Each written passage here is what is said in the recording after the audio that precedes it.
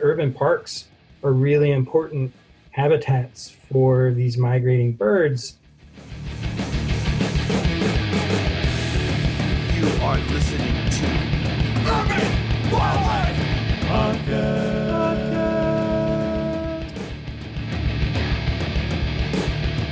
Hi, podcast listeners. We've divided our bird migration episode into two parts. Part 1 is the part where we look at research into how migrating birds interact with cities. We hope you enjoy it so much that you listen to Part 2 next. Welcome back to another episode of the Urban Wildlife Podcast. This is one of your co-hosts, Billy Brown, sitting with Tony Crosdan and with Keith Russell. Keith, really quick, what's your title? My title is Program Manager for Urban Conservation. I work for Audubon, Pennsylvania, which is the state program of the National Audubon Society. We were just debating whether Keith's proper title is the Godfather of Philly birding. Makes me sound like a crime boss. Maybe the heart of Philly birding. Yes. So in this episode, we're going to talk about the problems connected to birds migrating through cities. I'll put it generally that way. And specifically, in a few minutes, you're going to hear interviews with Jeff Buehler and Jamie McLaren talking about some of their research on how artificial light at night affects birds during migration. You can read more about their research in an article they published January 2018 in Ecology Letters called Artificial Light at Night Confounds Broad-Scale Habitat Use by Migrating Birds. We're also going to hear from Nikki Kegel at Duke University, and she'll talk about their bird window collision research and how they use iNaturalist as a citizen science tool to collect data on window collisions. If you like our podcast, please rate us highly on your podcast listening platform of choice. Please leave a review. Tell people how much you love it. Tell your friends about it. Tell your neighbors about it. Even if it's not online social media, you can just tell them. Let them know about the podcast, and hopefully more people listen to it. If you want to get in touch with us, you can email us at urbanwildlifecast@gmail.com or hit us up on Twitter at urbwildlifecast. Find us on Facebook. Lots of great ways to get in touch and tell us what you think we should be talking about, even if it's your research. We'd love to feature that if it's urban nature research of any kind. So we hope to hear from you. To set this up, I want to ask Keith a really basic question. What's bird migration? Like when we talk about birds migrating, people might have some vague sense that some birds disappear and then they come back, but maybe not a good knowledge of where they go and what's the process like. Well, birds migrate basically because they occupy habitats that they may not be able to use throughout the entire calendar year. And so if those habitats change and there are resources that they need there that they can't get, for example, a bird is in a deciduous forest in the summer and then it becomes winter and there are no insects for them to eat or other food sources that are available in the summer, they'll migrate to another area to get those resources. So land birds migrate, water birds migrate, oceanic birds migrate, lots of different species of birds migrate. And then there are non-migratory birds like northern cardinals, house sparrows, and other common birds in our area that can get the resources they need to survive all year round. They can deal with changing temperatures, they can deal with changing food sources, and they have no need to migrate. But among the migratory species, again, there are land birds, water birds, oceanic birds, and some birds migrate short distances. They may only go a couple hundred miles. Some birds may migrate... Only a couple hundred miles. Only a couple hundred miles. Some birds may migrate altitudinally. So those are the short distance migrants I'm talking about. They may go up, I don't think a couple hundred miles is altitudinal migration, but that's a really short distance when they go, up and down a mountain between seasons. Sure, good point. And then you have birds that go a couple hundred miles and all the way up to thousands and thousands of miles. So some birds migrate in incredibly long distances, and it's an incredible feat that involves senses and abilities that humans don't have. So it's fascinating to us to think about how these birds do this, and we're still learning a lot about what they use, the cues that they use to be able to migrate. I remember, Tony, you've like talked about it, that like a lot of our birds are really tropical birds that just come up here to nest. Yeah, like a lot of these birds that, especially like insectivorous birds like warblers and tanagers and vireos, they're only up here for 3 months, and they spend the rest of the year, the bulk of the time in the tropics or getting in between. So we think of these birds as our birds, but they're really like Panama's birds. Yeah. Belize. A wood thrush spends way more time in Belize than it does in Pennsylvania. And, so that's I think pretty interesting ways to look at it. I think we're trying to figure out how they evolved this. I think a lot of it was they followed the glaciers up. Habitat was exposed, and they followed retreating glaciers and retained the. So like in peak glaciation, 15,000 or 20,000 years ago, like boreal forests meant Pennsylvania. Yeah. Not all the way up in the top of Quebec or something. Yeah. And it seems like they're interesting, like black-billed warbler that breeds in Alaska, winters in Venezuela, but it doesn't fly down the west coast. It'll fly east and then to Newfoundland or Labrador, and then fly across down over the ocean down and it's because they must have the original pattern was east. Yeah, they must have colonized via the east, and there's a lot of birds, it seems like a lot of the boreal forest has more of an if you look at range maps, a lot of birds they'll be in the Appalachians and then in the Adirondacks and and maybe even down in Pennsylvania, and then they kind of go west, north and west, and they're not down the west coast at all. So a lot of the boreal forest seems to have an affinity for the east, has some kind of connection to the east. And these birds, even the birds that live real far west, or even in Alaska, are still migrating via the east coast. Okay. And not just down the west coast. And some things make no sense. Like redneck phalaropes. What's that? It's a shorebird that swims and spends the winter at sea, swimming. We're little loopy. Yeah, they found that the ones in Scotland winter off the coast of Ecuador. So, and they would assume that they would winter off the coast of Africa, because there are ones that do. Yeah. But they think that this population was a North American population that colonized Northern Europe, and it still goes back to their the original spot. Yeah, it's very. We think we know. We use Occam's razor, and we're like, okay, these birds must go just a straight shot south, but then it turns out they're not doing that. Yeah, and they're not taking the most parsimonious course. Yeah. And there are new tools that are allowing us to find out a lot of these things. I mean, we used bird banding for a long time to track where individual birds are going between their, summer places and their winter places. But bird banding requires a person finding a bird or capturing a bird in a different place and reporting where if it gets eaten by a sharp-shinned hawk somewhere in between. They have to. That's one way you can find a band. But now we can put little devices on birds that provide a signal to a satellite or to a cell phone tower, and we can track their movements around the globe. If it's a large enough bird, we can track them by satellite, because the receptors or the transmitters that need to be put on those birds need to be a certain size. You can't put them on really small birds. But it's allowing us to find out a lot of things about where birds are going, individual birds and populations that we just didn't know before. It's a technological marvel for me, because if you think of how big, how small, these really small, how much is we've been talking about palm warblers, which we're seeing a lot around Philadelphia. I think they right weigh now. As much as less than your pocket change, right. So you have to a few grams. You have to fit some kind of piece of technology on it that won't weigh it down. Yeah, those they use geolocators, which somehow I think the substance in there interacts with the sunlight, and they're able to figure out within a few dozen miles or so, or hundreds of miles, which is amazing enough to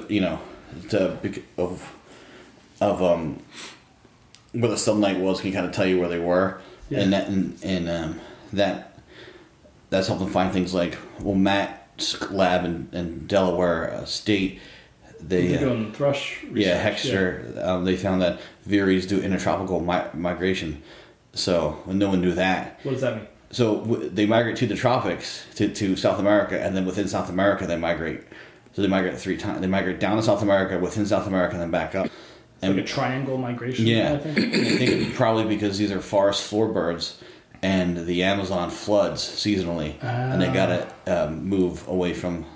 That's their thought, perhaps. That's amazing. It's fascinating. There are birds that also do that in North America, like cuckoos. They'll breed in one place, and then they have a midsummer migration to another place where they breed, and there's so much to learn about what's going on with birds. So with this, hopefully that sets up the whole magic of the process for our listeners who aren't so familiar with it. There's a lot more to learn. Just from my love of history, I'll point out that in one of my favorite podcasts, which is really a BBC radio show called In Our Time, which is like a variety show of history and other topics, but they did an episode on bird migration, which was partially about actual bird migration, but a lot about the history of bird migration and how, like, for a long time, people thought, let's say, that some birds spontaneously generated every year, because they couldn't figure out where they would have come from, and then they got the sense that they went somewhere, or that they were hibernating, or under the mud, or the craziest is the goose barnacle one. Where they came out of, they were generated by barnacles somehow. Yeah, because the long neck barnacles and that's why they called barnacle geese, because they thought they turned into long neck barnacles. And so it sort of makes sense if you think people who just, how are they going to know what's happening in Africa, compared to what's happening in Sweden, So they're like, I don't know where they go. And so learning about bird migration was a really major milestone of biology. And now that hopefully you're psyched to learn more about migration, we're going to depress you a little bit. But real quick, for people who aren't birders, let's talk about, like, right now, before we even recorded, like, Keith and I were talking about cool things we saw. And right now, I mean, bird migration doesn't really stop. Right now we're mid-April is when we look at. Yeah, and so this is where neotropical migrants really start to pick up. Yeah. Right. So because the insectivores, bird now just getting insects out, and so they're now really just starting to arrive. And palm warblers are a little bit more cold hardy, I guess, or I don't know why, but maybe they eat some plant material as well. So I'm not exactly sure why, but palm warblers seem to show up earlier, so like the harbinger of the warblers to come, and so they're getting really excited about seeing them. And, the vanguard of the warblers. Yeah. Northern water thrushes are in. I mean, not Louisiana water thrushes are in. And they eat macrovertebrates in the water, like on the water's edge, and so that's really exciting to see. Keep an eye out for those. Yeah, so it's it's such a great. My friend moved to Australia, and he is bummed because they don't have the migration like we do. There is some migration; they get some birds that migrate all the way. So sure, birds that migrate all the way down to Siberia, but they don't get nearly what we do. Okay. And there are some nomadic migrations because of water and the dry seasons and stuff. But they don't get what we do, and so every year we get, like, refreshed and we get excited. Like, the last week of February, like, the first laughing gull shows up, and then, like, in early March the first osprey shows up, and even though we see these birds every year, and we'll, like, by June we'll be like, who cares about an osprey? I want to look for this or that. But when the first one shows up, it reignites your excitement. Yeah. And because birds are migrating over these long distances, they can show up anywhere. So you never know, like, what will show up in your yard, what will show up where you work, what will show up. So, like, you have a bird that's, like, you might be really easy to, like, yellow-throated warblers right now. We know right where to go in Jersey to see tons of them, but the fact that they're moving through Philly right now is really exciting. You never know what you'll see.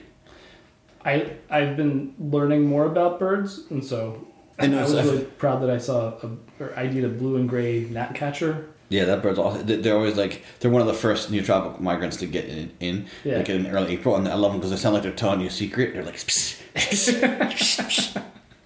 So, it's kind of like going to the grocery store and then you go in and you don't know what's there, and then there's some, like, duck breasts on sale for $2.50. It's like, when did they have duck breasts here? It just shows up, and you say, "This is our red letter day." So birding is kind of like that, like Tony was saying. You don't know what you're going to see sometimes. It's something really unusual and rare that you're really happy to see. And then there's other things that are, common, but they come seasonally. They're not there all the time. And so what Tony's talking about before, he was telling us where. So just for the context, where were you seeing these birds? Well, a lot of them I was talking about is where I work, Cows Creek Environmental Center. Which is a creek corridor park surrounded by urban. Yeah. Yeah, okay. So, you go from row houses to a narrow band of forest, and where I'm there's a little wetland and full of wood ducks and full of red-winged blackbirds. This is a great spot. And yeah, the point is that even if you're in a very urban area, just your sliver of green here and there, a decent-sized park next to some railroad tracks, and you've got some trees and some mixed habitat, then you've got a place you can see this migration happening. Aside from the ones migrating through, at some point your chimney swifts are going to come back, and then you'll have a migratory bird that's over us. Throughout They're already the summer. back. They're already back. I haven't heard my first ones yet, but that's like I get goosebumps the first time I hear them. You look up, and oh, there they are. Yeah. Yeah, they're having a hard time right now because it's been so cold for the last couple of days. Yeah. There's no beetles and moths flying around up there for them yet. But all right, that gets me excited when I see the chimney swifts again. So with that, let's listen to. I'm going to stack them one after the other. So we got the interview with Jeff Bueller and Jamie McLaren talking about artificial light at night and how that affects bird migration. And then hearing Nikki Kegel from Duke University talking about their bird window collision research and how people can get involved and how they can use iNaturalist as a citizen science tool to collect data on window collisions. My name's Jeff Bueller. I'm an associate professor of wildlife ecology at the University of Delaware. And I'm James McLaren. I'm a visiting fellow postdoc at Environment and Climate Change Canada. But this research took place as a postdoc in Jeff's aeroecology lab at the University of Delaware. If we put ourselves in the perspective of a migrating bird, let's say it's flying somewhere from Canada, to Panama, or Panama back up to Canada, how has the path of its migration changed from its perspective in the past 100, 150 years or so? Well, for one thing, it wouldn't live that long. So, but I would say that in the last 150 years in North America, one major change that's happened for migratory birds, especially for nocturnally migrating birds, which are most of the birds that occur in North America, that the amount of artificial light at night has been increasing throughout that time period. Electric lights became widespread about 200 years ago. So probably really in the last 200 years, they've been exposed to this artificial light at night. When you say artificial light at night, my first thought is the actual, when I'm looking at a building and seeing lights on, I'm seeing lights in windows or maybe street lights on. Is that what we're talking about, like the immediate appearance, or are there more far off or longer distance effects of the light? That's a good question. I think both effects take place, and certainly our study gives some strong evidence that might be what's going on. That we've known for a long time that birds, and we think especially birds that seem to be in some need of help in finding their way, on foggy nights and such, can run into brightly lit buildings, lighthouses, and a recent wonderful study where they looked at the tribute in light, and which showed at the fine scale that birds can be confused and distracted and attracted to bright light sources. But what we have been finding in this larger scale study is that it seems that it's possible that these birds are being distracted or displaced by light, sky glow or light at a broader scale. So there's been some experimental work done actually with birds in captivity back in the 80s. They do these experiments where they put these birds in what they call orientation cages.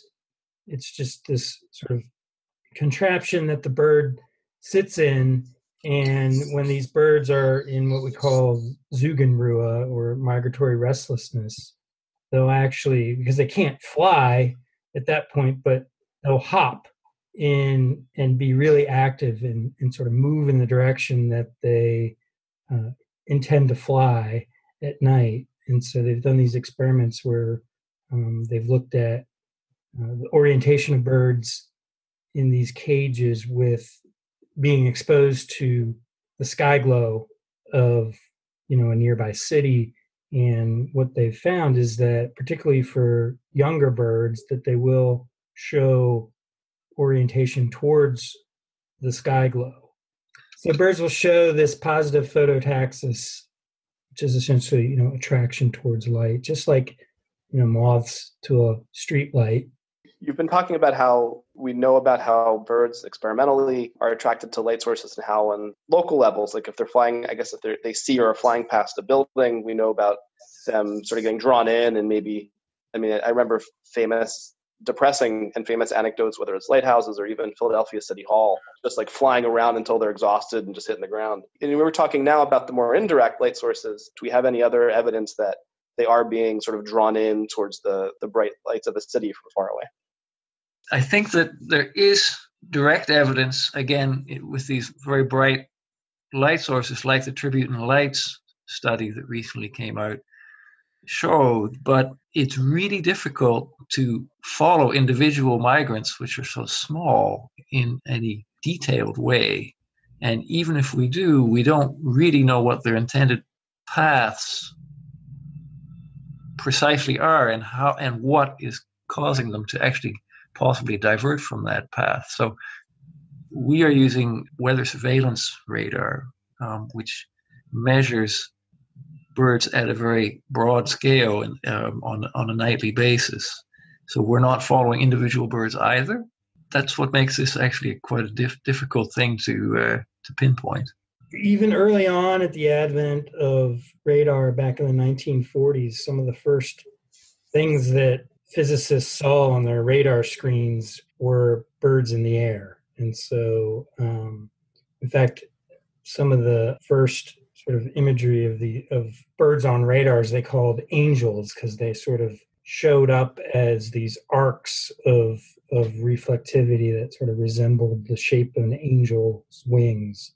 Here in the U.S., there were some early radar ornithologists that started using radar to study migration back in the 60s. And since the mid-1990s, the national network of radars was upgraded to this new called WSR-88D, which is the current sort of generation of, in the 1990s, they started collecting data digitally and recording that, archiving all that data digitally.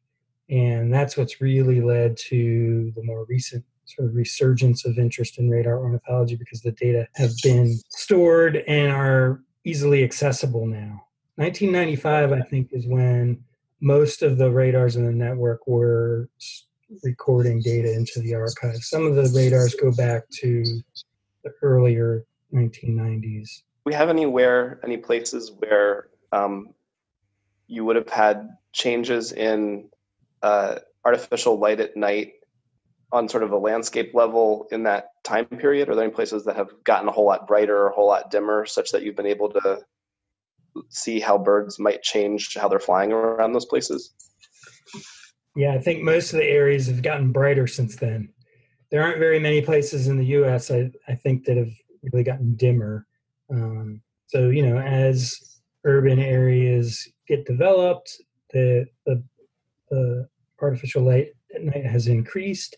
And more recently, just, within the last decade or so, the switch from incandescent and sort of sodium lights to LED lights being used for street lights and to light buildings and things has also increased the brightness of light at night.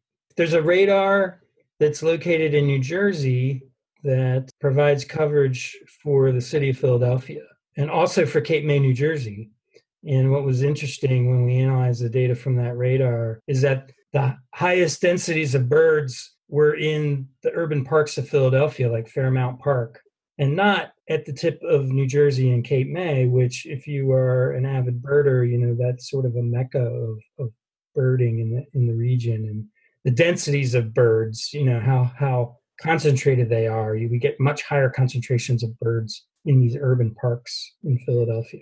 Initially, my first thought of that kind of thing, hey, neat, look at all these birds that we can, this great density of birds in Philadelphia, but that might not be such a great thing for the birds. Why would it be bad, let's say for a migrating warbler or something like that, to end up in a park in Philadelphia versus... Well, I think there are many reasons why it could be a bad thing. Certainly predation by cats, roadkill, collisions with brightly lit objects. Simply the fact that it's quite possible that birds wouldn't be able to refuel or to gain energy reserves needed for their ongoing migration as well in these urban oases as perhaps in larger, extensive forests, typically farther away from these brightly lit cities. We would expect to find this nice linear relationship with forest cover and bird density. And what we're finding is that there's sort of a bump in this relationship in those areas where there's sort of low to moderate amounts of forest cover. So they tend to have relatively more birds than we might expect if it were just a simple linear relationship. And we think that reflects the fact that these birds are being drawn into these urban areas that tend to have less forest cover in them. I mean, in a way, you're kind of describing suburbs. Yeah, the suburbs are where it's at for a lot of these migratory birds. They don't want to land in a parking lot or, a shopping center. So what we think is happening is they're being drawn to these cities from relatively far distances. We saw the effects going out to like 200 kilometers. So, once they get in near the cities and need find a place to actually land and spend the day, they're sort of then seeking out these forested habitats. So now that we know that there's sort of this draw to birds of the lights of cities, what can we do about it? I look at this and I'm like, yeah, good luck getting people to turn off their lights on the city scale. And then I think, well, is it more a question of mitigating the dangers once they're here? What do you guys think? Yeah, I think both of those things. I think it's first and foremost important as in making us aware of this possibility and making sure that in conserving wildlife, be it in cities or in larger reserves, that we take artificial light into consideration. And there are these lights out programs in a lot of different cities. I think Toronto might have been the first city that implemented a lights out program where during the migratory season, a lot of these tall buildings agree to, voluntarily turn their lights off at night. Yeah, and one of the other things that I tend to tell folks is that these urban parks and suburban parks, that you can manage them to sort of enhance the quality of the habitat there as much as possible. So things like planting native plants and trying to reduce, the prevalence of non-native plants, because from a sort of a food perspective, there's a lot of work that shows that native plants tend to harbor more insects, higher amounts of insects to feed these birds. So they're going to do better if they land in a park that's full of native plants that have lots of insects on them, and also parks that have a lot of structural diversity. So, these parks where it's essentially a lawn with a lot of mature trees growing on it isn't going to be able to offer as many resources as a more natural kind of forest that has an understory and more complexity to the vegetation, and which can offer more food. And also planting, fruit-bearing plants, especially for the fall. A lot of these migrants rely on fruits during the fall. Where we can sort of turn this into a positive for people is really, for folks to realize that these urban parks are really important habitats for these migrating birds. just for a few months out of the year in the spring and the fall. And for some of these parks, that might be the best time of year to go out and see a large diversity of birds that aren't normally there, for most of the year. So as you probably know, a lot of these urban parks are great for birding during migration. And so, for folks that live in these urban areas that don't really get much exposure to nature, that's one way that you can sort of engage people more with the natural world, is to get them out into these parks to see all these birds that are coming through and appreciate the diversity of birds that are coming through their area. That's about it. I mean, thank you guys very much for taking time out of the evening to talk to me. Hey, really, thanks a lot. Good luck with it.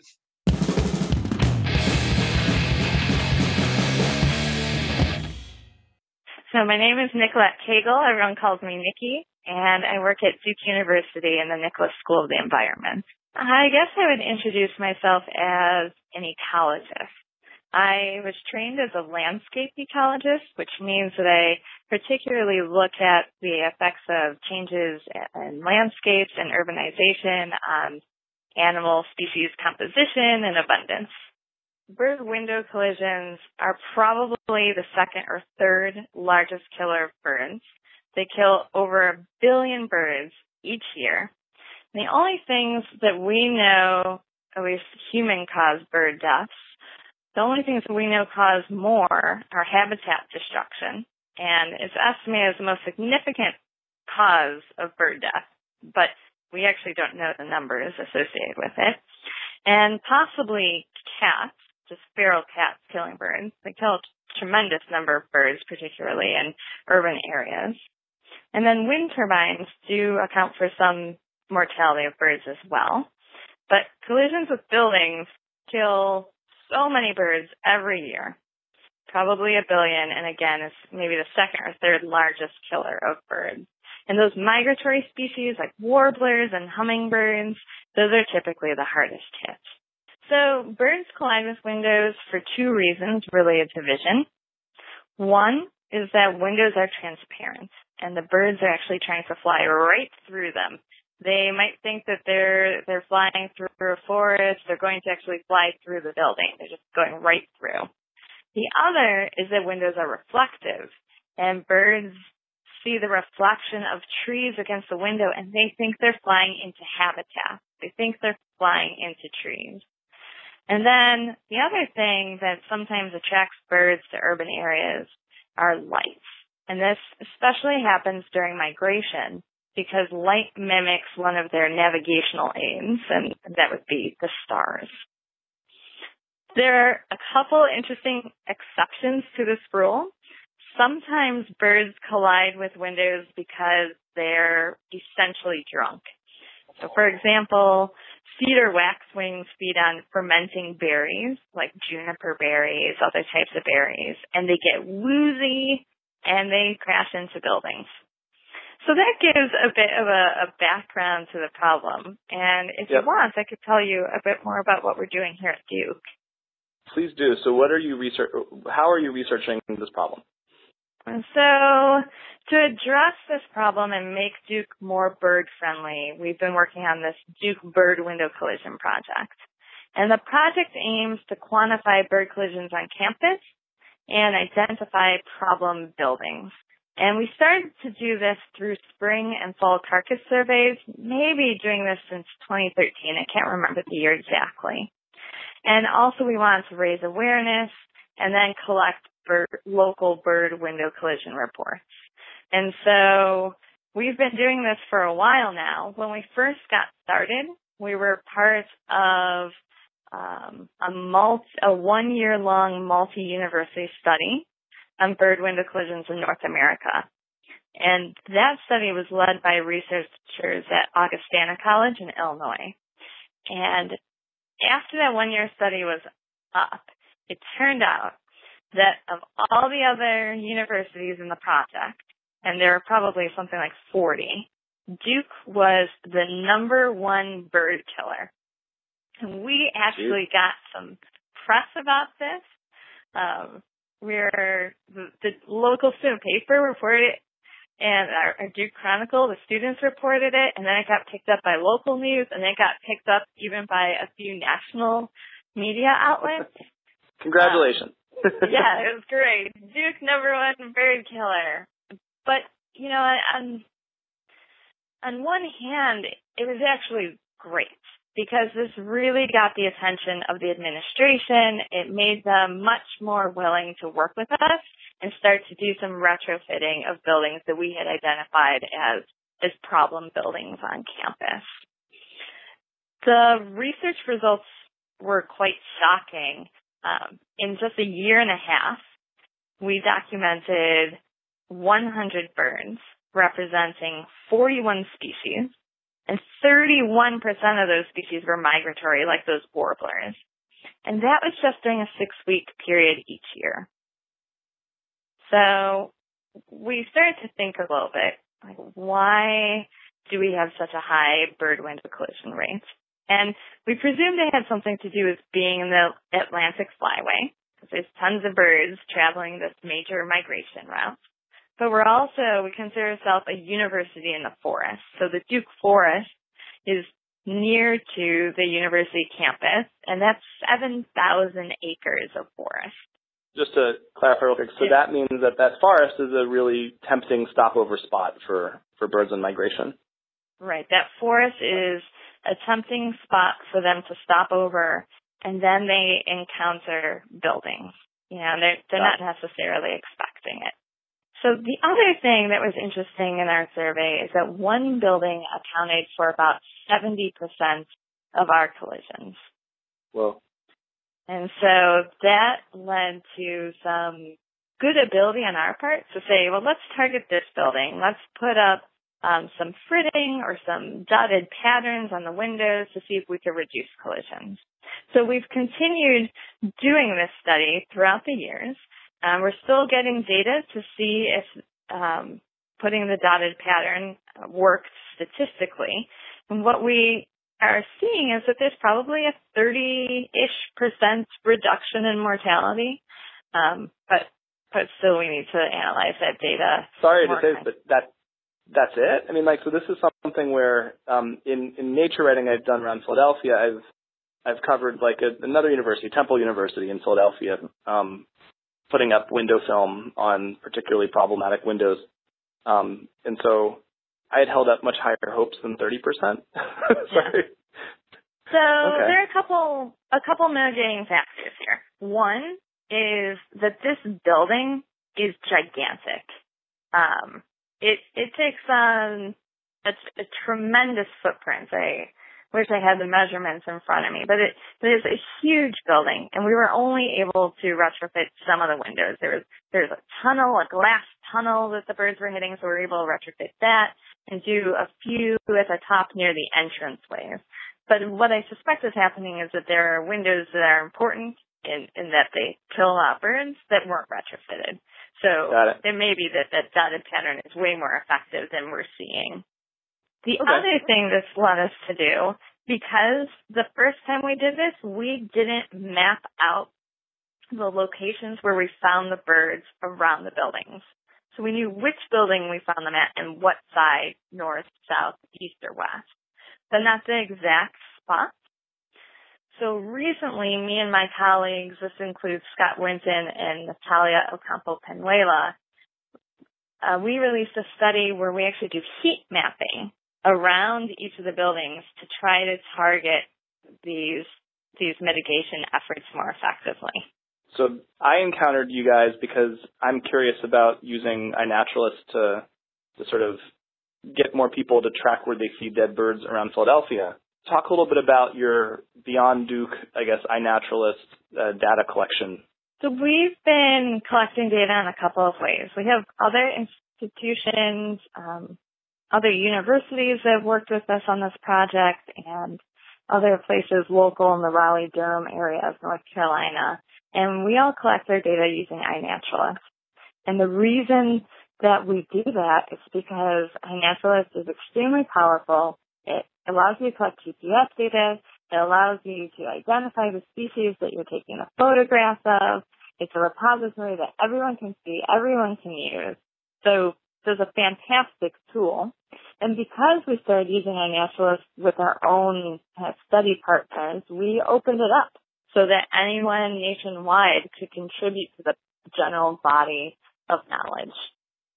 What are the benefits and drawbacks to using something like iNaturalist for research?